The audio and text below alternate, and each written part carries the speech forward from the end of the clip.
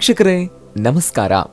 Jeet media network YouTube ವಾಹಿನಿಯ ವಿಶೇಷ video ನೋಡೋದಕ್ಕೆ ನಿಮಗೆಲ್ಲ ಸ್ವಾಗತ.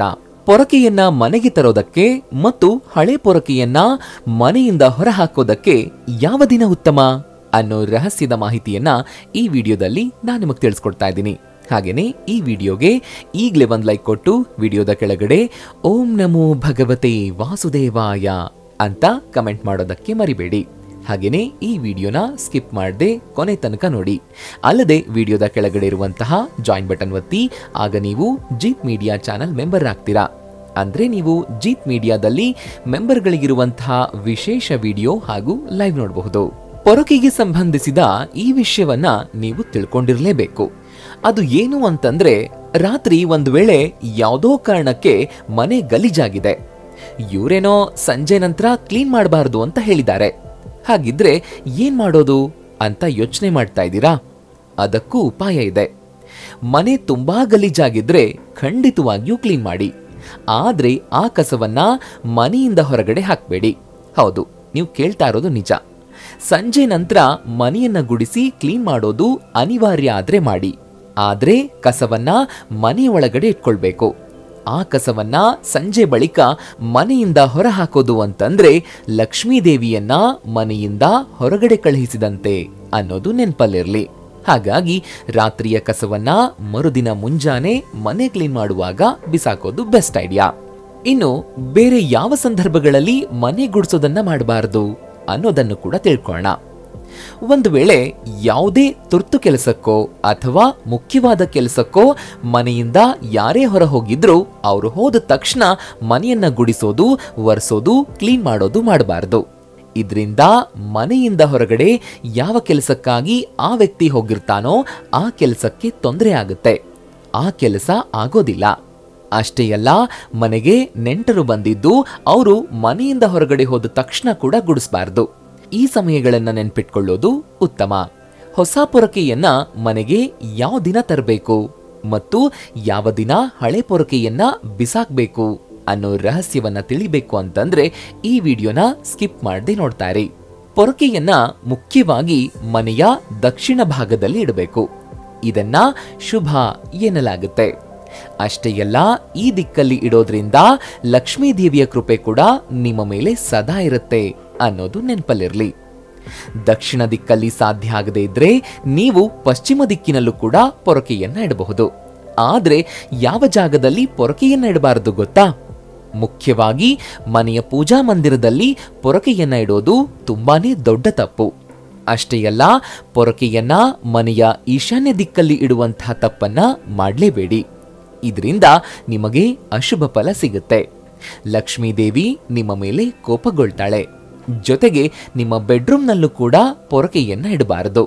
ಹೌದು, ಬೆಡ್ರೂಮ್ನಲ್ಲಿ, ಅದರಲ್ಲೂ ಮಂಚದ ಕೆಳಗೆ ಪೊರಕೆಯನ್ನ ಇಡೋದು ತುಂಬಾನೇ ಅಶುಭ ಫಲವನ್ನ ನೀಡುತ್ತೆ.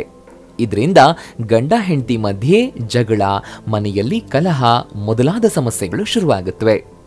ಇಂತಹ ಸಮಸ್ಯೆಗಳು ಬರಬಾರದು ಅಂತಂದ್ರೆ ಬೆಡ್ ಕೆಳಗಡೆ ತಪ್ಪಿಯೂ ಪೊರಕೆಯನ್ನ ಇಡಬೇಡಿ. ಪೊರಕೆಯನ್ನ ಅಡುಗೆ ಕೋಣೆಯಲ್ಲೂ ಕೂಡ ಇಡಬಾರದು. ಯಾಕಂತಂದ್ರೆ ಕಿಚನ್ನಲ್ಲಿ ವಿಷ್ಣು ವಾಸ ಮಾಡ್ತಾನೆ ಅನ್ನೋ ನಂಬಿಕೆ ಇದೆ. ಕಿಚನ್ ಕ್ಲೀನ್ ಮಾಡೋದಕ್ಕೆ ಪೊರಕೆಯನ್ನ ಬಳಕೆ ಮಾಡಬಹುದು, ಆದ್ರೆ ಅದನ್ನ ಕಿಚನ್ನಲ್ಲಿ ಇಡೋದು ತಪ್ಪು. ಅಷ್ಟೇ ಅಲ್ಲ, ಪೊರಕೆಯನ್ನ ಗಲೀಜಾದ ಜಾಗದಲ್ಲೂ ಇಡಬಾರದು. ಅಂದ್ರೆ ಗಲೀಜು ನೀರು ಹೋಗುವಂತಹ ಜಾಗದಲ್ಲಿ, ಚಪ್ಪಲ್ ಬಳಿ, ಹೀಗೆ ಎಲ್ಲಂದ್ರಲ್ಲಿ ಇಡಬಾರದು ಅನ್ನೋದು ಕೂಡ ಗೊತ್ತಿರಲಿ. ಇನ್ನು ಪೊರಕೆಯನ್ನ ಮನೆಯ ಮುಖ್ಯ ದ್ವಾರದ ಬಳಿ ಕೂಡ ಇಡಬಾರದು. ಇದರಿಂದ ಮನೆಗೆ ಬಂದು ಹೋಗುವವರ ಕಣ್ಣು ಅದರ ಮೇಲೆ ಬೀಳುತ್ತೆ. ಇದರಿಂದ ಲಕ್ಷ್ಮೀ ದೇವಿ ಕೋಪಗೊಳ್ತಾಳೆ.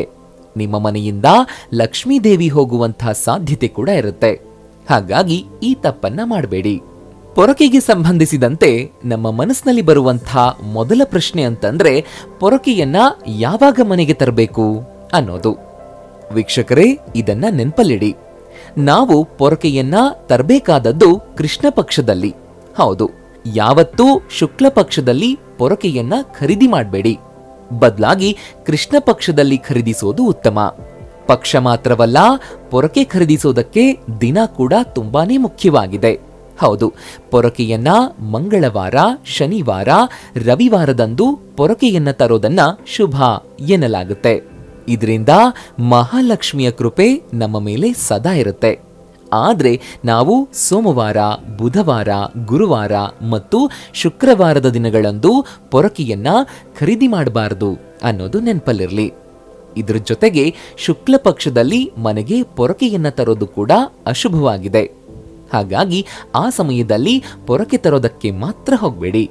ಈಗ ಪೊರಕೆಯನ್ನ ಮನೆಗೆ ತಂದಾಯ್ತು, ಆದ್ರೆ ಅದನ್ನ ಯಾವಾಗ, ಯಾವ ರೀತಿ ಮೊದಲಿಗೆ ಬಳಕೆ ಮಾಡಬೇಕು ಅದನ್ನು ಕೂಡ ನೀವು ತಿಳ್ಕೊಂಡಿರ್ಬೇಕು. ಹೌದು, ಮನೆಗೆ ತಂದ ಪೊರಕೆಯನ್ನ ಮೊದಲ ಬಾರಿ ಬಳಕೆ ಮಾಡುವಾಗ ಸರಿಯಾದ ರೀತಿಯಲ್ಲಿ ಸರಿಯಾದ ಸಮಯದಲ್ಲಿ ಬಳಕೆ ಮಾಡಬೇಕು. ಅದಕ್ಕಾಗಿ ಸೂರ್ಯೋದಯ ಆದ ತಕ್ಷಣ ಆ ಪೊರಕೆಯಿಂದ ಮನೆಯನ್ನ ಕ್ಲೀನ್ ಮಾಡೋ ಮೂಲಕ ಆರಂಭಿಸಿ. ಇದರಿಂದ ಲಕ್ಷ್ಮೀದೇವಿ ಪ್ರಸನ್ನಳಾಗ್ತಾಳೆ. ಆಕೆಯ ಕೃಪೆ ಸದಾ ನಿಮ್ಮ ಮೇಲೆ ಇರುತ್ತೆ. ಪೊರಕೆಯನ್ನ ಯಾವಾಗ ಬಳಕೆ ಮಾಡಬೇಕು ಅನ್ನೋದನ್ನ ತಿಳ್ಕೊಂಡ್ಮೇಲೆ ಪೊರಕೆಯನ್ನ ಯಾವಾಗ ಉಪಯೋಗ ಮಾಡಬಾರದು ಅನ್ನೋದನ್ನು ಕೂಡ ತಿಳ್ಕೊಳ್ಳಿ. ಸಂಜೆಯ ನಂತರ ಪೊರಕೆಯನ್ನ ಬಳಕೆ ಮಾಡಬಾರದು. ಹೌದು, ನಿಮ್ಮ ಮನೆಯನ್ನ ಕ್ಲೀನ್ ಮಾಡೋದಾದ್ರೆ ಸೂರ್ಯಾಸ್ತದ ಅರ್ಧ ಗಂಟೆ ಮುನ್ನ ಮನೆಯಲ್ಲಿ ದೀಪ ಬೆಳಗಿಸುವ ಅರ್ಧ ಗಂಟೆ ಮುನ್ನ ಪೊರಕೆಯನ್ನ ಬಳಸಿ ಮನೆಯನ್ನ ಕ್ಲೀನ್ ಮಾಡಿ. ಆದ್ರೆ ಈ ಕೆಲಸವನ್ನ ಸಂಜೆ ದೀಪ ಹಚ್ಚಿದ ನಂತರ ಮಾಡಬಾರದು. ಹೀಗೆ ಮಾಡೋದ್ರಿಂದ ಲಕ್ಷ್ಮೀ ದೇವಿಯು ಕೋಪಗೊಳ್ತಾಳೆ. ಇದರಿಂದ ನಿಮ್ಮ ಮನೆಗೆ ಅಶುಭ ಫಲ ಸಿಗುತ್ತೆ ಅನ್ನೋದು ತಿಳಿದಿರಲಿ. ಇನ್ನು ಕೊನೆಯದಾಗಿ ಬಳಕೆ ಮಾಡಿ ಹಳೆಯದಾದಂತಹ ಪೊರಕೆಯನ್ನ ಯಾವಾಗ ಎಸಿಬೇಕು ಅನ್ನೋದನ್ನು ಕೂಡ ನೋಡೋಣ. ನೀವು ಹಳೆಯ ಪೊರಕೆಯನ್ನ ಎಸೆಯೋದಕ್ಕೆ ಶನಿವಾರ, ಅಮಾವಾಸ್ಯೆ ದಿನ, ಹೋಲಿಕಾ ದಹನ್ ಅಥವಾ ಗ್ರಹಣದ ನಂತರದ ಸಮಯವನ್ನ ಆಯ್ಕೆ ಮಾಡೋದು ಬೆಸ್ಟು. ವಾಸ್ತು ಪ್ರಕಾರ ಶನಿವಾರ ಅಥವಾ ಅಮಾವಾಸ್ಯೆಯ ದಿನದಂದು ಪೊರಕೆಯನ್ನ ಎಸೆಯುವುದು ಹೆಚ್ಚು ಸೂಕ್ತ ಅಂತ ಪರಿಗಣಿಸಲಾಗಿದೆ. ಈ ದಿನಗಳಲ್ಲಿ ನೀವು ಹಳೆಯ ಅಥವಾ ಮುರಿದ ಪೊರಕೆಯನ್ನ ಮನೆಯಿಂದ ಹೊರತೆಗೆದ್ರೆ ನಿಮ್ಮ ಮನೆಯಲ್ಲಿದ್ದ ಎಲ್ಲಾ ರೀತಿಯ ನಕಾರಾತ್ಮಕ ಶಕ್ತಿಗಳು ಪೊರಕೆಯೊಂದಿಗೆ ಮನೆಯಿಂದ ಹೊರಹೋಗುತ್ತವೆ. ಮನೆಯಲ್ಲಿ ಸಕಾರಾತ್ಮಕ ಶಕ್ತಿ ತುಂಬುತ್ತೆ ಅನ್ನೋ ನಂಬಿಕೆ ಇದೆ.